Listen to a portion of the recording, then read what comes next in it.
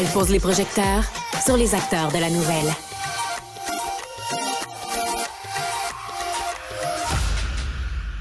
Alors, vous le savez, depuis le décès de Carl Tremblay, le chanteur des Cowboys fringants, le gouvernement Legault a proposé qu'il y ait des funérailles nationales en précisant, bien sûr, que ça dépendrait de la volonté ou pas de la famille. Et ça a relancé un petit peu le débat sur qui décide pourquoi et comment on fait des funérailles nationales. Ben, ça tombe bien parce que ma prochaine invitée, elle, a déjà écrit là-dessus.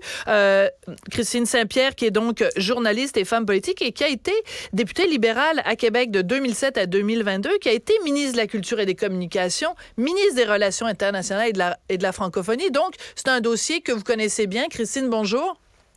Bonjour Sophie.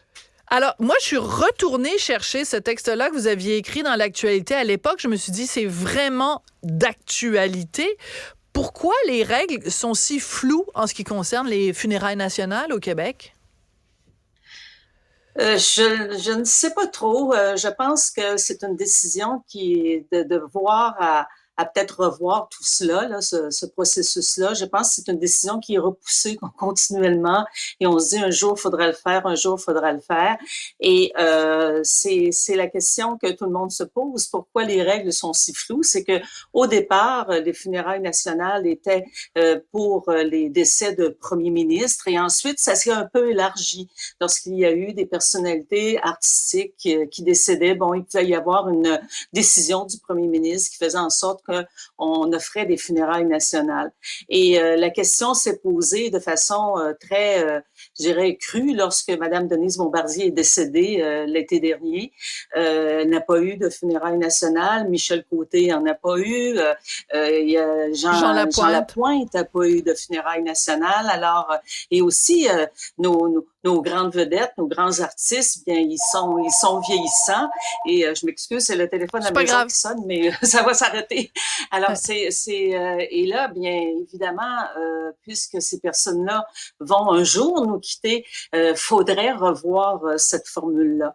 Moi, lorsque j'étais ministre responsable, lorsque j'étais ministre des Relations internationales et de la francophonie, j'avais aussi la responsabilité du protocole. Alors, le protocole à Québec relève du ministère des Relations internationales et de la francophonie. C'est un service à part qui fait beaucoup de travail lorsque des dignitaires étrangers viennent, toutes les questions protocolaires qui entourent l'arrivée, le départ, puis ce qui se passe pendant qu'ils sont là. Et aussi, c'est le protocole qui doit s'occuper de ces funérailles si il y a une décision qui est prise par le bureau du premier ministre. C'est pas le ministre des Relations internationales qui prend la décision, c'est toujours le bureau du premier ministre. Voilà, c'est ça, parce qu'à un moment donné, la question s'était posée et on disait, le protocole a été consulté, il donne son avis, mais en fait, c'est le contraire. C'est le protocole qui écoute ce que dit le premier ministre et c'est le premier ministre qui décide. Et on comprend que ce serait vraiment bien qu'il y ait des critères qui soient clairs et qui soient objectifs, parce qu'on a l'impression qu'en ce moment, c'est une décision qui vient du cœur et une décision extrêmement émotive. Donc, par exemple, quand François Legault dit, il voit qu'il y a des centaines et des centaines de milliers de Québécois qui pleurent et qui sont tristes, il dit, proposons des funérailles nationales. Mais en même temps, on va pas commencer à calculer combien de gens sont en train de pleurer pour décider si la personne y a droit ou pas. Ça prend des critères objectifs.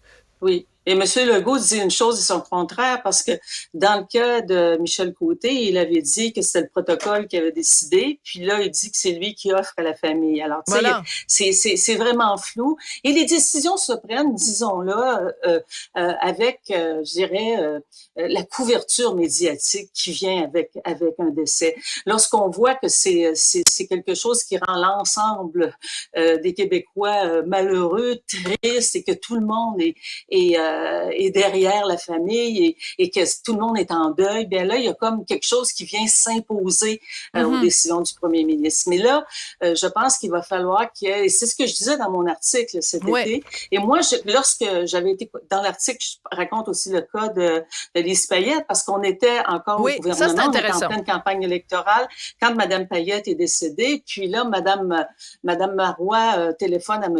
Couillard. M. Couillard me dit, Mme Marois a téléphoné pour Mme Payette. J'ai dit oui, monsieur Couillard, mais Mme Payette, elle ne veut rien de religieux. Alors, funérailles, ça a toujours eu comme connotation. Si vous regardez dans le dictionnaire, il y a le mot, avec funérailles vient le mot religion. Et là, bon, alors, et là, je me suis dit, offrons, puis j'avais parlé beaucoup avec sa petite fille, et offrons un hommage national. Alors, et là, on a perdu le pouvoir, et c'est ce qui s'est concrétisé après, lorsque Madame Payette a eu cet hommage national. Et je parle dans mon article aussi de ce qui se passe en France. En France, il y a toujours, quand on veut honorer le départ d'une personnalité, on appelle ça un hommage. À cette personne-là, et ça se fait, c'est très court, c'est très chorégraphié, ça se fait dans la cour des Invalides, il n'y a rien de religieux là-dedans, et on dit adieu à la personne. Oui, parce que la France est un État laïque. Oui. Oui, la nation, l'État dit adieu à la personne de façon, c'est vraiment beau. J'ai assisté à 2 cérémonies, et c'était absolument c'était très, très beau, très court, très chorégraphié, mais en même temps d'une grande, grande, grande simplicité. Et je me dis, on devrait peut-être à réfléchir à quelque chose comme ça au Québec. Et récemment, j'ai rencontré une source au gouvernement qui m'a dit que le gouvernement planchait sur un document pour qui réfléchit sur cette question-là. Alors, manifestement, le document n'est pas encore prêt, mais il s'interroge et il penche sur cette question-là parce qu'il voit bien que ça devient très arbitraire. Et je veux pas dire aussi, puis je prends des grands blancs là jusqu'au coude, là, je veux pas dire que M. Tremblay ne mérite pas de funérailles nationales. C'est pas ça que je veux dire. Non. Ce que je veux dire, c'est qu'il faudrait peut-être qu'on se penche sur cette question-là et peut-être trouver le moyen d'honorer ces disparus de façon, d'une autre manière ou d'une manière qui serait plus étatique ou d'État, et qui aurait quelque chose de plus... Oui, c'est ça, qui aurait pas de connotation religieuse dans tout cela.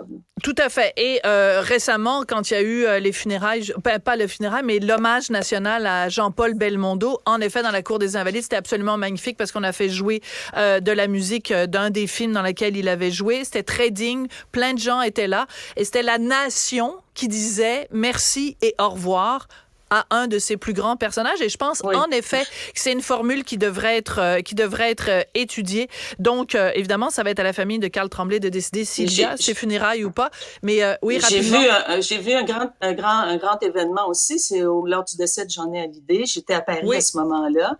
Et ça s'est fait... Il était très, très croyant, hein, Johnny Hallyday. Ça s'est fait à la Madeleine. Et il y avait un cortège de 700 motos qui suivaient son cercueil.